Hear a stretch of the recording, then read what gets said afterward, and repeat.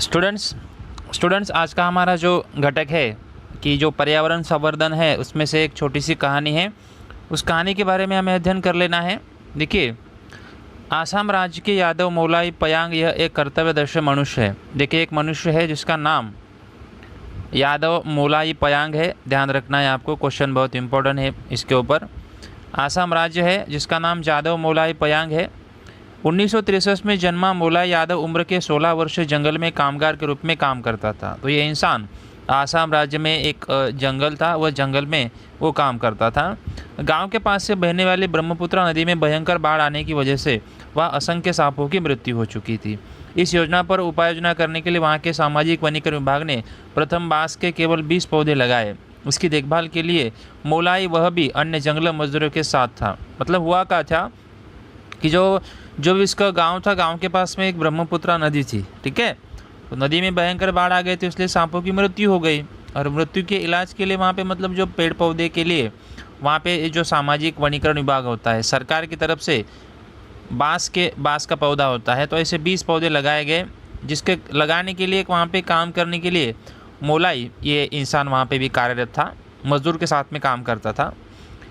उसके बाद में देखिए, यह योजना बंद करने के बावजूद भी मोलाई का कार्य अविरत शुरू रहा। पेड़ लगाना, वो उसकी देखभाल करना, यह कार्य निरंतर रखने का परिणाम यह हुआ कि जिस परिसर में एक भी वृक्ष नहीं था, उस स्थान पर आज इस मनुष्य ने करीब 1360 एकड़ में जंगल तैयार किया। तो इंसान ने देखिए क्या किया कि 20 पौधे लगाए गए थे, उसके बाद में गवर्नमेंट ने काम बंद कर दिया। तो काम बंद करने के बाद इंसान ने क्या किया पता है कि अपना काम चालू ही रखा कि पेड़ पौधे लगाना, उसकी देखभाल करना, तो ये निरंतर उसने चालू रखा। तो ऐसा कुल मिला के देखिए वहाँ पे उस मनुष्य ने उस एरिया में 1360 एकड़ एरिया 1360 एकड़ एरिया मतलब बहुत बड़ा होता है, बहुत ज़्यादा बड़ा। तो 1360 एकड़ में उसने क्या किया पता है, जहाँ पे एक भी वृक्ष नहीं था वहाँ पे उसने क्या कर दिया, एक बहुत बड़ा जंगल तैयार किया। आज ये देखिए, आज आसाम के जोरा के कोकिलामुख यह जंगल मोलाई के 30 वर्ष का अथक परिश्रम से निर्माण हुआ। तो देखिए वहाँ पे कोकिलामुख जंगल है। तो ये इस इंसान ने 30 वर्ष अथक मेहनत किया। उसके बाद में इस अतुलित काम करने के लिए भारत सरकार की ओर से देखिए इसे पद्मश्री इस प्रतिष्ठित पुरस्कार से सम्मानित किया गया। और आज इस जंगल को देखो मोलाई जंगल के नाम से जाना जाता है, क्योंकि ये यादव मोलाई ने इतना 30 साल तक 1360 एकड़ में इतने सारे पौधे लगाने का काम किया था। इसकी वजह से भारत सरकार की ओर से इसे पद्मश्री पुरस्कार भी दिया गया है। और ये जंगल आज मोलाई जंगल के नाम से जाना जाता है। अनेक लोग देखिए मतलब एक सीख देखिए हमें मिल सकती है, एक कि क्या सीख मिलती है कि अनेक लोग मिलकर देखिए पूरा जंगल नष्ट कर सकते हैं, परंतु यदि किसी मनुष्य ने अगर अपने मन में ठान ली तो पूरे जंगल का निर्माण कर सकता है। तो ये जो कहानी है, स्टोरी, एक क्वेश्चन पूछा जाता है कि यादव मोलाई पयांग से हमें क्या सीख मिलती है। तो सीख तो ये है कि वहाँ पे आपको उसका डिटेल में बताना है क्या किया उसने, और लास्ट में आपको बताना होगा कि बहुत सारे लोग मिला के जंगल को नष्ट कर सकते हैं। अगर एक मनुष्य ने अगर ठान लिया है तो बहुत सारा मतलब मेहनत करके उस जंगल का निर्माण कर सकता है। ऐसी हमें वहाँ पे सीख मिलती है। आगे देखिए, पर्यावरण संवर्धन और जैव विविधता, इसका क्या संबंध है। देखिए, जैव विविधता का मतलब क्या होता है, आगे इसकी परिभाषा है कि देखिए पर्यावरण प्रदूषण का सबसे घातक परिणाम सजीव पर होता है, हम तो जानते ही है। आपके आसपास में देखिए इस प्रकार की घटनाओं को क्या आप देखते हैं। पृथ्वी पर देखिए हमारी सजीव सृष्टि विविधता से भरी पड़ी है। इसमें से विविध प्रकार की वनस्पति तथा प्राणियों का अस्तित्व भी है। देखिए पृथ्वी पर सजीव सृष्टि बहुत बड़ी है, उसमें अलग अलग प्रकार की वनस्पति मिलेंगे और अलग अलग प्रकार के पानी भी आपको देखते हुए मिलेंगे। मतलब सब लोग एक दूसरे से पूरी तरह से अलग है और अलग रहना ज़रूरी है। आज हम देखते हैं कि आपने पिछली पीढ़ियों द्वारा सुने गए विशिष्ट प्राणी हमें देखने को नहीं मिलते हैं। देखिए पहले इतने सारे, अभी जैसे कि हम लोग देखते हैं कि जैसे डायनासोर है उसका पूरी तरह से वंश नष्ट हो गया है। जैसे चिड़िया पहले दिखती थी, अभी चिड़िया नहीं दिख रही है। मतलब बहुत सारे प्राणियों की संख्या कम हो चुकी है। इसके लिए जिम्मेदार कौन है, हम लोग हैं। प्रकृति में देखिए पाए जाने वाले एक ही जाति के सजीव में व्यक्तिगत तथा आनुवंशिक भेद, सजीवों के जाति के विविध प्रकार तथा विविध प्रकार की परिसंस्थाएं, इन सभी के कारण उस संस्था पर प्रकृति को जो सजीव सृष्टि की समृद्धि प्राप्त होती है उसे हम जैव विविधता कहेंगे। तो देखिए जैव विविधता का परिभाषा बताया गया है। क्या बताया गया है कि प्रकृति में पाए जाने वाले एक ही जाति के सजीवों में, देखिए एक ही जाति का सजीव होता है लेकिन उसमें व्यक्तिगत तथा कुछ आनुवंशिक भेद होते हैं, सजियों के जाति के विविध प्रकार होते हैं। जैसे कि आप देखिए वहाँ पे कि सजियों में व्यक्तिगत देखिए क्या होता है, एक अंतर होता है। जैसे कि सांप है तो देखिए व्यक्तिगत उसमें अलग है, आनुवंशिक भेद अलग होते हैं। उसकी सजियों के सांपों के जातियों में भी देखिए प्रकार होते हैं, उनकी विविध प्रकार की परिसंस्थाएं भी होती है, बराबर। तो ये सब जो है देखिए निर्माण जो होता है, मतलब जो प्रकृति को जो सजीव सृष्टि वहाँ पे प्राप्त होती है, उसे हम कहेंगे जैव विविधता। इन शॉर्ट में मैं आपको बता देता हूँ, जैव विविधता का अर्थ होता है सजीवों में पाए जाने वाली विविधता।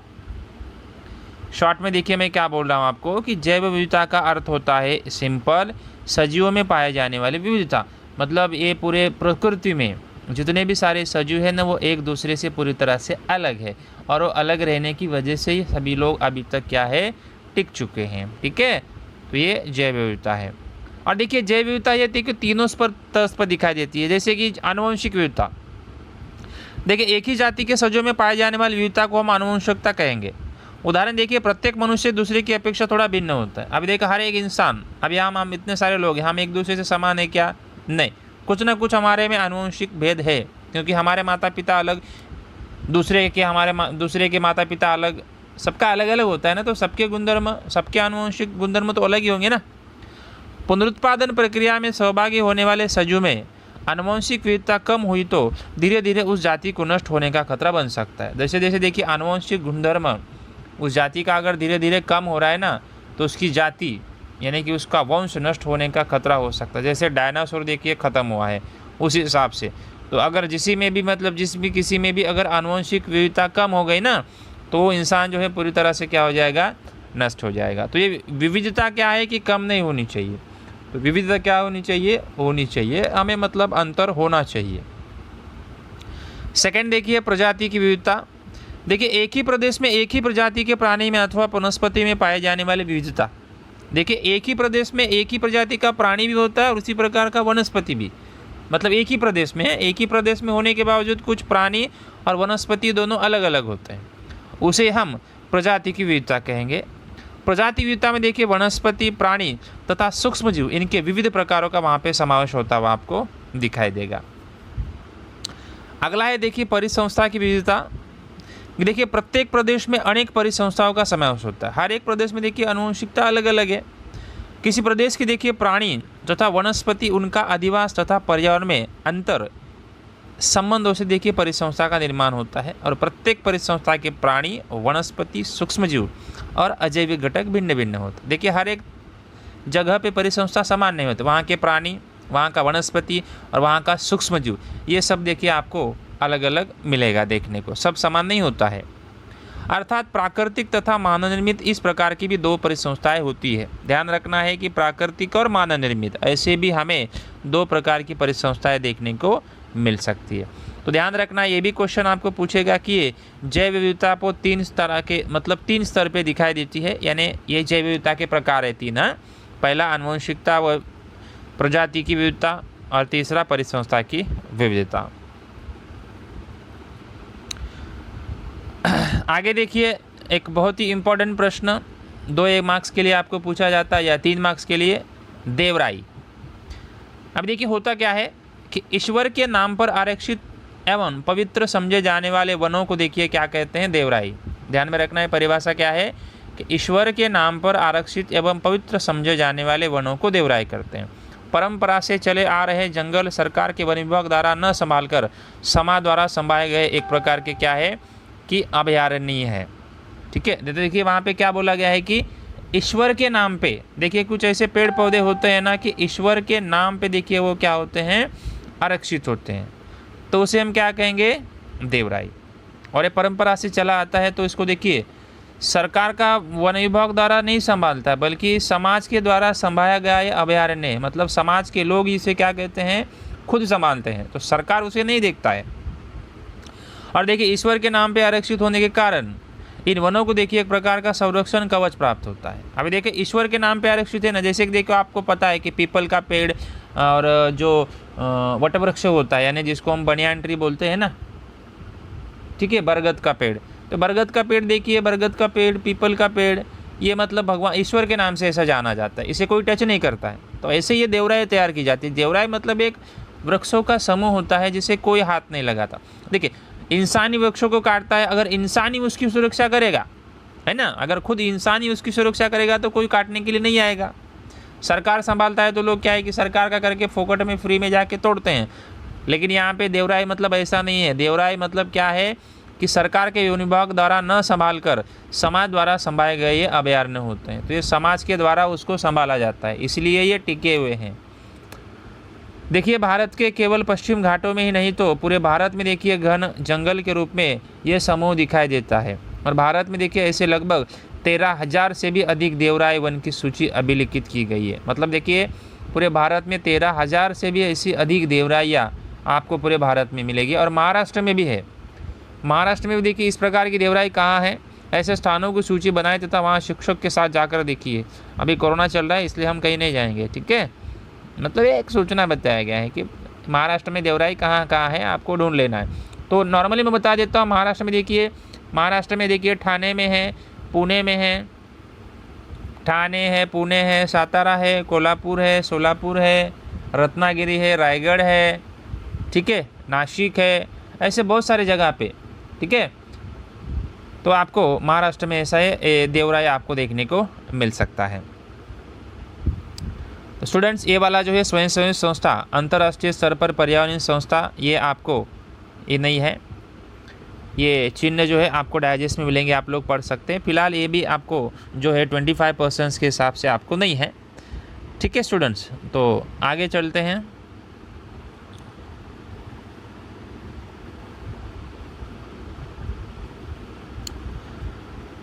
स्टूडेंट्स देखिए, पर्यावरण में मेरी भूमिका, ठीक है, पर्यावरण में मेरी भूमिका हम लोग पढ़ लेते हैं। ये आपको है। देखिए, पर्यावरण में मेरी भूमिका में देखिए आपको क्या कर लेना है कि सबसे पहले पर्यावरण में आपकी भूमिका क्या होनी चाहिए। तो देखिए वहाँ पे एक नियंत्रण होना चाहिए। उसके बाद में देखिए नियंत्रण में देखिए क्या होगा कि नियंत्रण में मतलब क्या है कि हानि को रोकना,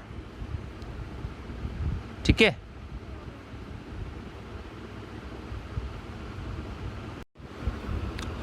स्टूडेंट्स, पर्यावरण में देखिए मेरी भूमिका मतलब मेरी नहीं, आप सभी की भी, सबकी भूमिका है। मतलब खुद की हमारी क्या भूमिका होनी चाहिए पर्यावरण में।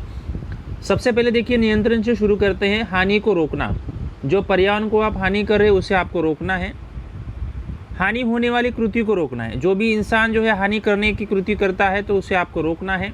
और मानसिकता बदलना है। मानसिकता मतलब मन में जो आपके विचार है, पेड़ पौधे को काटना है, ईंधन बनाना है, चूल्हा बनाना है, खाना पकाना है, ये सब हमें नहीं करना है। तो इससे संबंधित मानसिकता आपको चेंज करनी है। निर्मित देखिए क्या निर्मित करेंगे कि पर्यावरण में हानि हुए घटकों को पुनर्जीवित करना है। कि पर्यावरण में जो घटक हानि हुए, मतलब पेड़ पौधे टूट गए, पेड़ पौधे लगाना है, जंगल के मतलब जितने सारे प्राणी हैं, नदी नाला तालाब वगैरह, ये सब उनका निर्माण करना और नवनिर्माण के लिए प्रयास करना। सिर्फ सोचना नहीं है, तो उसके लिए आपको प्रयास करना है। बाद में देखिए प्रसार प्रचार मतलब पहले देखिए शिक्षा कि जो योग्य शिक्षा जो है आपको पर्यावरण संबंधी बच्चों को देनी चाहिए। सबको मार्गदर्शन करना चाहिए, जन जागृति करना चाहिए। देखो अलग अलग प्रोग्राम्स होते हैं कि झाड़े लावा झाड़े जगवा, देखो कभी आपने ऐसा प्रोग्राम देखा होगा कि ठीक है, पेड़ लगाओ पेड़ बचाओ वगैरह। अनुकरण मतलब क्या है कि जो लोग अच्छा कर रहे हैं, कि पेड़ पौधे लगा रहे हैं, ठीक है, जानवरों की रक्षा कर रहे हैं, तो ये सब हमें उनके साथ में करना होगा। अनुकरण मतलब जो जैसा कर रहे लोग वैसा करना, जो पॉजिटिव होना चाहिए। जो लोग पेड़ पौधे तोड़ रहे हैं तो हमको नहीं तोड़ना है, ठीक है। तो जो अच्छी चीज़ें करते हैं उसका अनुकरण करना है। संगठन करना है कि जो हानि होती है उस हानि को रोकने के लिए संगठन बनाना। पेड़ पौधे लगाना है तो उसका एक संगठन बनाना। और हमेशा देखिए छठा जो है प्रत्यक्ष सहभाग होना चाहिए, कि जो चीज़ आप करते हो ना तो उसमें डायरेक्ट आपका सहभाग होना, इनडायरेक्ट नहीं, सिर्फ बातें किया और कुछ किया नहीं, प्रत्यक्ष सहभाग होना चाहिए। प्रतिबंध देखिए क्या है कि संभावित खतरों को रोकना। पर्यावरण में जो भी संभावित खतरा होता है उसको रोकना है। नए कृति कार्यक्रम का नियोजन करना, कि पर्यावरण संबंधित, पर्यावरण रक्षण संबंधी हम नया क्या कर सकते हैं वो उसका नियोजन करना, प्लानिंग करना।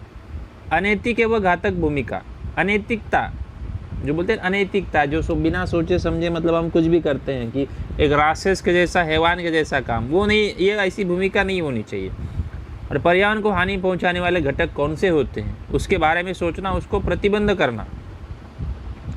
रक्षण, क्या रक्षण करेंगे? जो बाकी है उनका रक्षण करना, अभी जो गया सो गया, लेकिन जो बचा हुआ है ना उसका रक्षण करना। सेकेंड, हानि हुए घटकों को पुनः हानि न होने के लिए उपाय योजना करना। जो पहले से कुछ हानि हुए हैं ना घटक, तो उनको बार मतलब उसको हानि नहीं पहुंचाना, उसके लिए उपाय योजना करना। और अभी तक जहां हानि नहीं हुई है उनका रक्षण करना। अभी तक मतलब जो लोगों ने उस घटक को हानि नहीं पहुंचाया तो उसको आगे जाके भी हानि ना पहुंचे, वो मतलब कोशिश करना। और अज्ञात क्षेत्र का संरक्षण करना। अज्ञात क्षेत्र मीन्स ऐसे क्षेत्र होते हैं जहाँ पे लोगों को जानकारी नहीं होती है या तो हमें जानकारी नहीं होती है, तो ऐसे क्षेत्रों को जो है हमें क्या करना चाहिए? संरक्षण करना चाहिए। जहाँ पे मतलब प्राणी वनस्पति इनकी संख्या बहुत कम होती है, उसी जगह पे उसका हमें रक्षण करना चाहिए। और सबसे लास्ट में देखिए संभालना, कि जो प्रकृति में हमें उपलब्ध साधन होते हैं ना, उस साधन को हमें संभाल कर रखना चाहिए। मतलब वनस्पति है, प्राणी है, मिट्टी है, हवा है, ये सब जो है प्रकृति से हमें फ्री में मिलते हैं और उसी से हमारा जीवन चलता है। तो लालच न रखकर, जैसे पहले हमने पढ़ा था ना, महात्मा गांधी ने बताया था कि पृथ्वी में मतलब जो है हम सब कुछ ले सकते हैं, हमारी आवश्यकताओं को पूरा कर सकते हैं, लेकिन लालच को नहीं पूरा कर सकते। इसलिए जो भी उपलब्ध साधन है उसे संभाल के रखना चाहिए। आगे बहुत सारी पीढ़ी आने वाली है, तो आगे की आने वाले पीढ़ी के लिए भी हमें रखना है। ऐसा नहीं कि पूरा हम इसी जन्म में उसको ख़त्म करें या यही पीढ़ी सब कुछ हम ख़त्म करें, ये ऐसा बिल्कुल नहीं होना चाहिए। तो ऐसी पर्यावरण में आपकी भूमिका वहाँ पे होनी चाहिए। तो ये एग्ज़ाम के हिसाब से कट नहीं है, वो आपको पढ़ना है, वो तो मैंने पहले बोला था। अब देखिए जैव विविधता के संवेदनशील क्षेत्र, मतलब ऐसी कुछ विविधता पाई जाती है। संवेदनशील क्षेत्र मतलब जहाँ पे बहुत कम संख्याएं बची हुई प्राणियों की। देखिए विश्व में जैव विविधता के संवेदनशील ऐसे 34 स्थानों को अभिलिखित किया गया है। इन क्षेत्रों द्वारा देखिए एक समय पृथ्वी का 15.7 इतना व्याप्त किया गया था।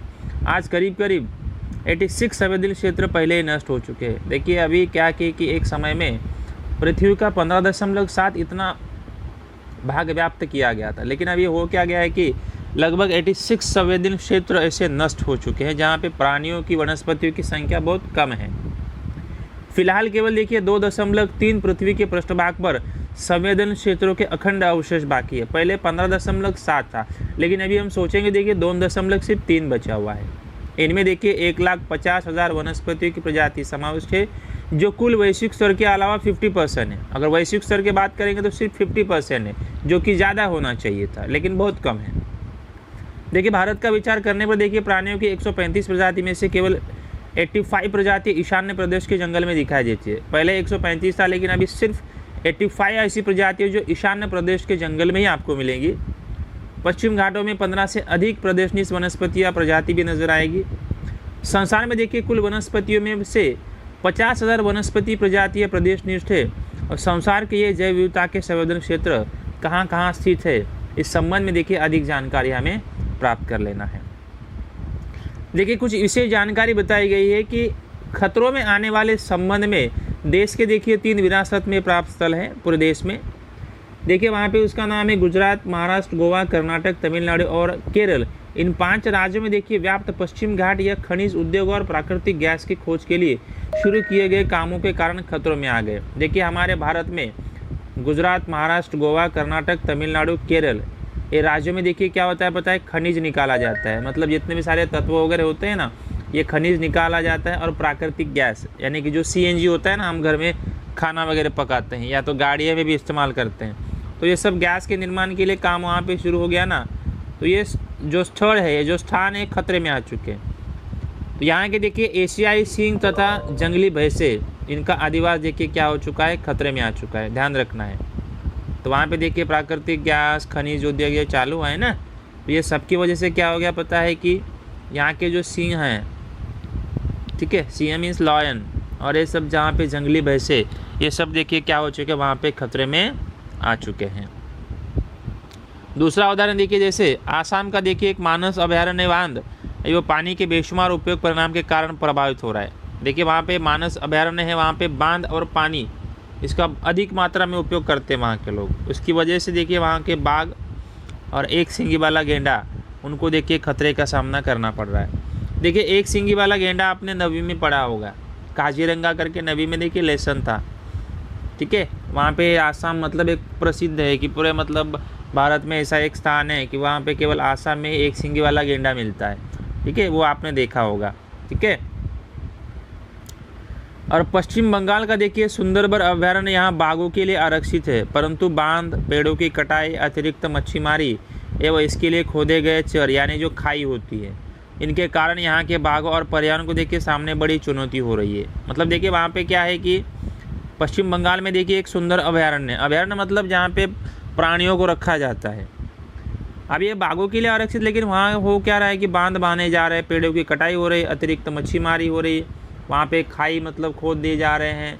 ये सभी की वजह से जो यहाँ पे जितने सारे बाघ है और जो पर्यावरण है ना, उनको मतलब हानि का सामना करना पड़ रहा है, मतलब उनके लिए बहुत कठिनाइयाँ अभी वहाँ पर हो रही है। तो ऐसे देखिए 3 उदाहरण दिए गए हैं, आपको ध्यान में रखने हैं।